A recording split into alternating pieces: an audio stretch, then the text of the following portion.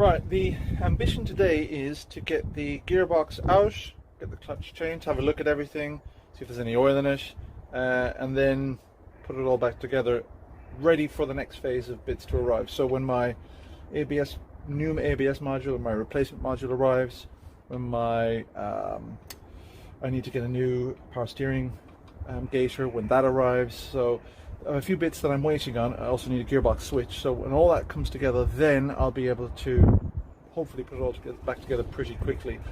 The big job is getting the gearbox out and getting the clutch done. So that's today's job. And also I may have a solution to my power steering problem. There's a couple of companies here in the UK that do relocation kits for the power steering reservoir. The issue that I had is when I was looking at power steering hoses last night, you can either get them second hand, in which case I'm not sure what condition they're in, or you can buy a new one, which is like £220.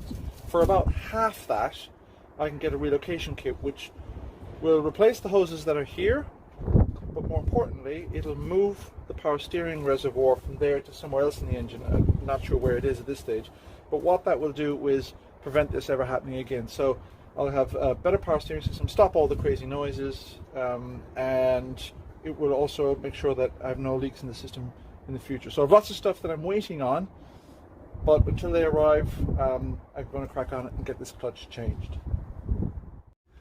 The access is really pernickety down here, and the main reason is just this wiring loom. There's just hoses and wires everywhere. So I need to get as much of this out of the way as I can, take all the little retaining brackets for the wiring loom and the water hoses out of the way, and then I can get stuck into the nitty gritty of it. Also, I said yesterday that I may not have to get down on this side of the engine, but that's not going to happen. There's that crow that's making all that noise, by the way. I've got to get in here and get the starter motor off on this side, and while I'm in there I may as well have a fiddle with the power steering hoses at the back. But yeah, I was hoping I wouldn't have to get stuck into the side of the engine, but unfortunately it's inevitable. I will. But the tricky thing I always find about these jobs is figuring it all out the first time, and then once you get it all apart, they tend to go back together really fast. This is the slow and cumbersome bit, because you don't know what you're dealing with. Once you have it all off, you then know what you're dealing with, and it's relatively straightforward to put it all back together again. I say that by way of jinxing myself, but I'm pretty sure that this will go okay. I don't see anything, apart from a few rusty bolts, I don't see anything too contentious here, and it's quite, for a big engine in a small car, it's quite a roomy engine bay. So far, so good. I don't actually know how much I'm going to be able to do today, because I was coming down the stairs this morning and I fell, I slipped on the step and stuck my hand out to save myself, and I twisted my fingers, and I broke this knuckle previously. I don't know if you can see that or not, but that knuckle is way back here. So that hand has never had great articulation in it anyways. Today, this rather strenuous activity combined with the cold, because it is bitterly cold today, means that I don't know if I'm going to be able to do much. I'm going to try, do what I can, but there'll be a point where I may have to bail out because I just can't deal with the pain. But for now, what I'm doing is I'm loosening the shock absorbers so that I can I'm going to disconnect the little link that connects the suspension arm to the wheel hub, so that I can pull the half shaft or drive shaft out on one side, and it's the same on the other side. It's a bit more complicated on the other side because you've got the little half shaft in between. So that's what that's what I'm going to start doing today. I've had a go in around the engine bay and undid some of the hoses and clips.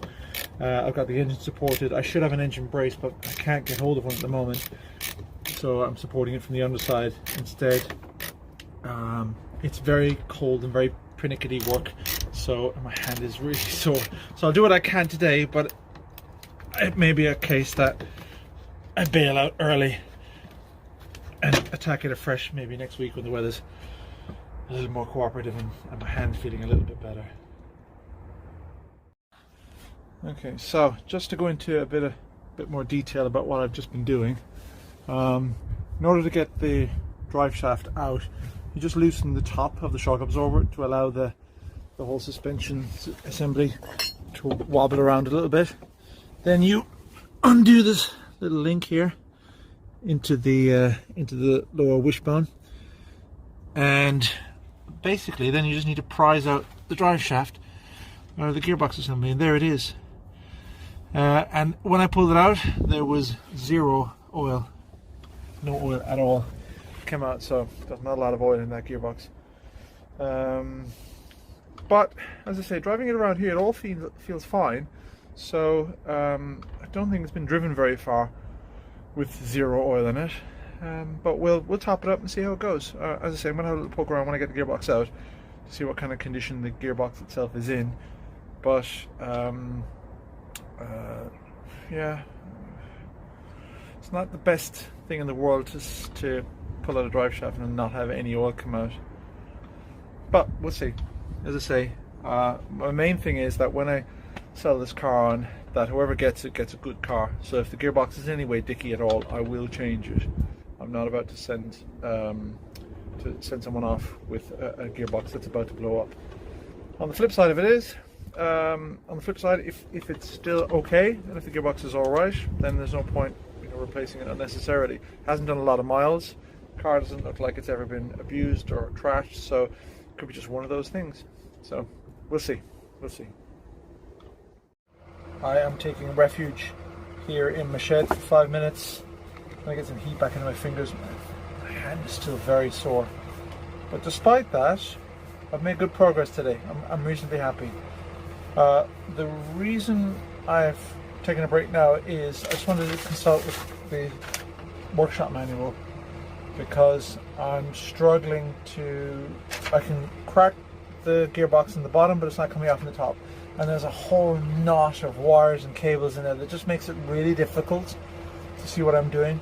But I've just consulted the workshop manual now, and I can see now what it is. Ford does this weird two-tier bolt system, whereas you put the bolt in, and then on top of that there's another threaded stud sticking out, onto which another bolt is fastened.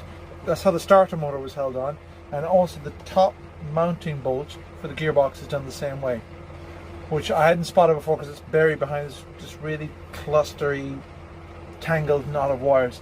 But I spotted it now. But before I got stuck into it, I just wanted to double check that it was there, and there it is. So now I'm just going to defrost and go back out and tackle that, and hopefully that will be it. I can get the gearbox off, and if that's done, I'm happy. I'm going in. That's it. All I'm doing tonight. It is Baltic out there.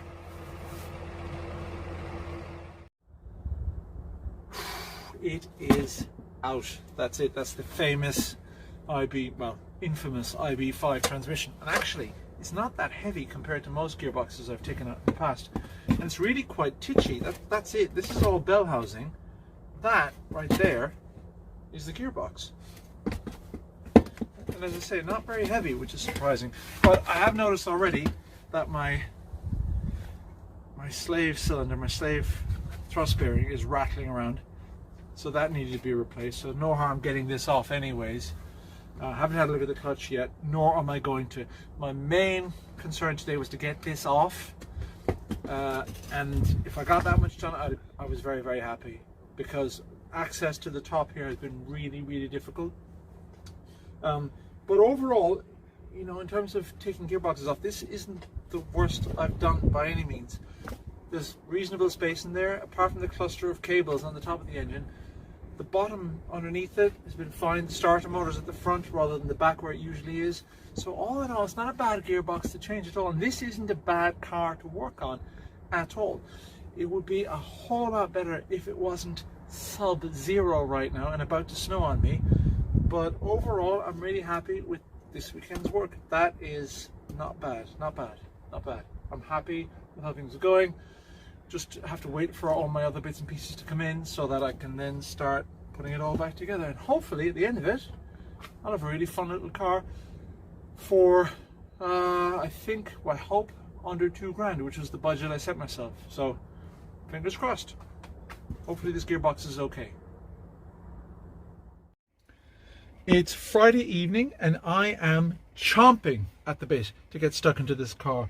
And two reasons for that. Number one, all the bits I need have turned up. Well, all the bits bar the two bolts that hold the suspension onto the car. But other than that, everything else I need is pretty much here. And that always gets me excited. I always enjoy the disconnect between buying the parts and having them delivered.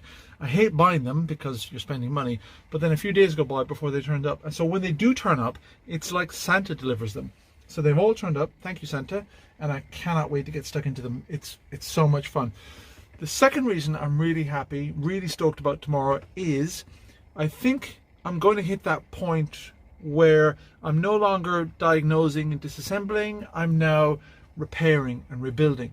And that bit's so much fun, so satisfying.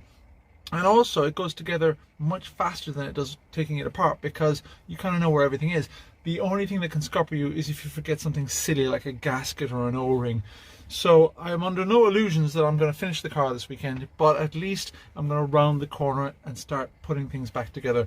Starting with this, my ABS module. This is the old one, that's off. And tonight I've come out and I've just mounted it to the bracket so that it'll be ready to pop in tomorrow when it's not sub-zero. Well, it's going to be sub-zero anyways, but it's really Baltic tonight. And the other thing that I've been out here fiddling with is my gearbox. But there's too much to talk about here in a couple of words, so this deserves a whole tweet by itself. This is too much fun. So here's my gearbox on the bench, and it's actually turned upside down. And the reason I've done that is because pretty much everything I want to show you is on this side, and it just makes more sense to flip it around. Just to give you a sense of the orientation, if you can see that flat line down there, that normally runs parallel to the road. So that's kind of how I've twisted it at the moment. Now, the things I wanted to show you were, well, firstly this is the drive shaft socket. So on both sides, there's one on the other side as well. Actually, I can take the camera around and show you. So you can see that. Normally you just push the drive shafts in there.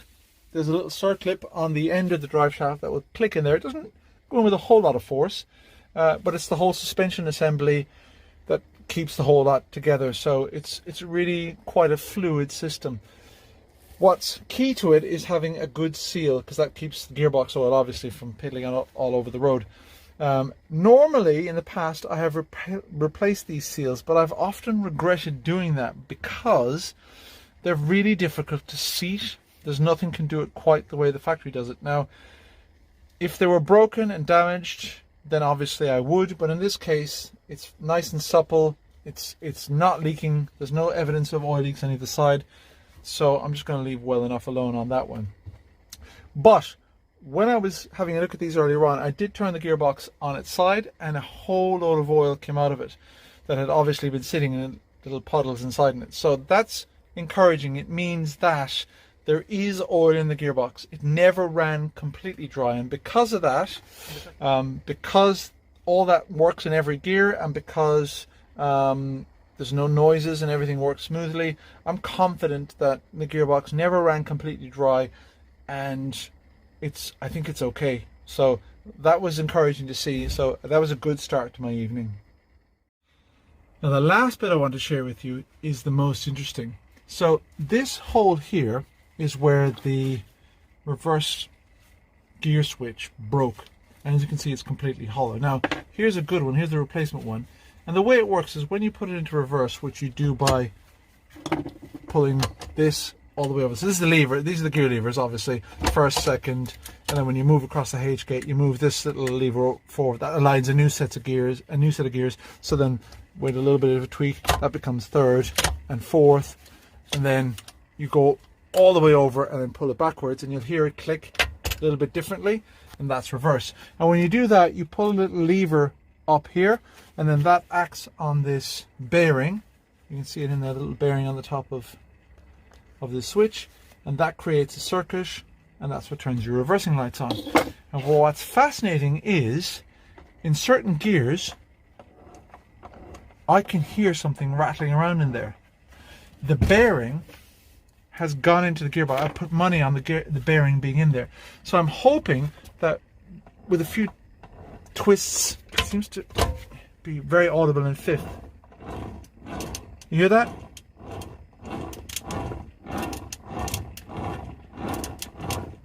So I think the bearing is in there. So I'm hoping with a few twists and by turning the gearbox upside down, it may fall out the holes. If it doesn't, I'm going to have to take the cap off the end here and see if I can tease it out that way. But other than that, all the gears are working fine and everything seems hunky-dory. But that ball bearing, that's a disaster waiting to happen. That needs to come out. I've always been a bit squiffy about this gearbox. I was hopeful that it was okay, but when I took the drive shaft out and I took the drain plug out and no oil came out of it, that did make me worry, I have to say. And then when I had it on the bench last night and I could hear the bearing rattling around inside it, I decided, you know what, I need to investigate this gearbox a bit further before I put it back in the car, because there's a lot of work to get it in and out, and if it's not 100%, I don't want to put it back in. And today I took the end plate off. This covers the 5th gear assembly, and the first thing was there was a lot of sludge in there, which is actually ground up metal. To be honest, it's metallic. When you stick a magnet into it, it sticks to it. And inside here you can still see little shards. Those are little pieces of metal, like hard steel in there. So that's not great. You can see them on top of the gearbox itself, little bits of metal still flying around in there. And the bearing itself, if you look down there, it's the oil has, you can tell where it's cooked and sort of turned into a kind of a gunk, a thick gunk. And then this is the bearing carrier itself. So when I lifted out the 5th gear assembly, the synchro assembly, there's the bearing carrier, and that's in bits. Oops. So there's bits of metal all over the gearbox, basically. I just don't trust it. It wouldn't be right to give this gearbox to somebody else. I wouldn't trust it, so I certainly wouldn't sell a car knowing that it was in bad shape. So what I'm going to do is I'm going to find another one. It's always been on my budget anyway, so they're about 150 to 250 quid. Money ideally I didn't want to spend, but it has to be spent. That gearbox is dead. I can still take the CSC off it.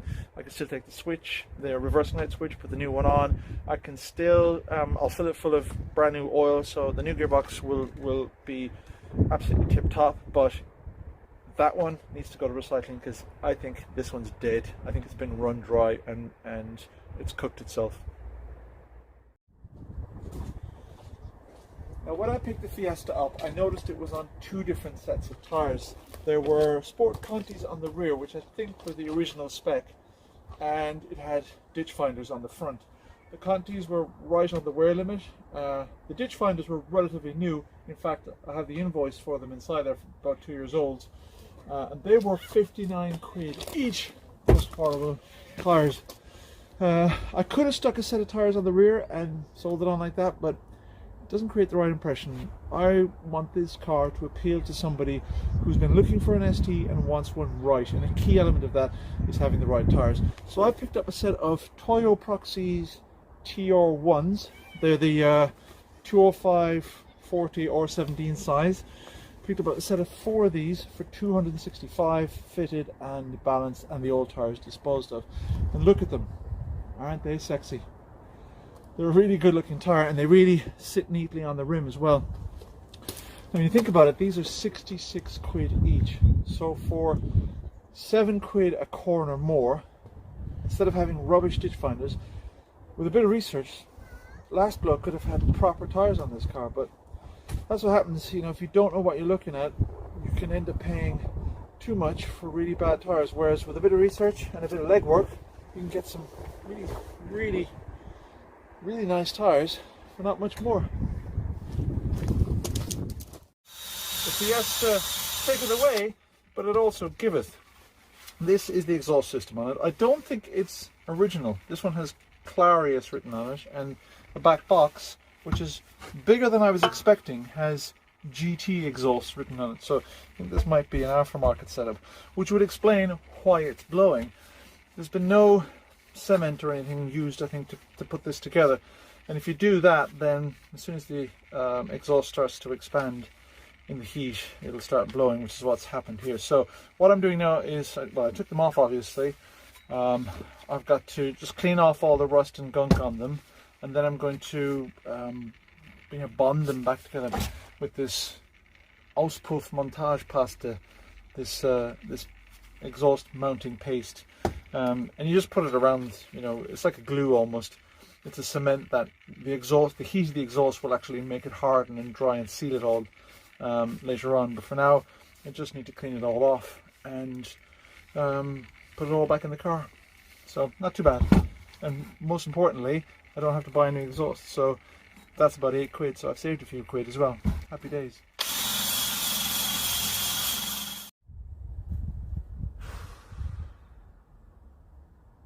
I've just had one of those days. Just had one of those days where every time I think I'm making a step forward, it's really only a half step, and then I hit a dead end, a brick wall. Yeah, I found out the gearbox is knackered.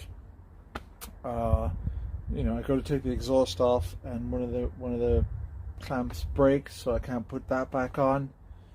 I go to take off the power steering hose, and that's jammed in there, and I can't get access to it. So I'm wondering, am I going to need to get? I'm going to have to drop the subframe or something. And then just now, I thought, well, I'll do this. I'll put a new boot on the power steering, on the power steering arm here. And in order to get the boot on, because it's got such a narrow little top, I need to take this bolt off. And will it budge? No. So it was difficult to get to this stage, and it's just been, you know, I'm giving up. I'm giving up. It's 7 o'clock. It's been a long old day. I'm cold and tired, and nothing's worked for me today. So I'm just gonna give up.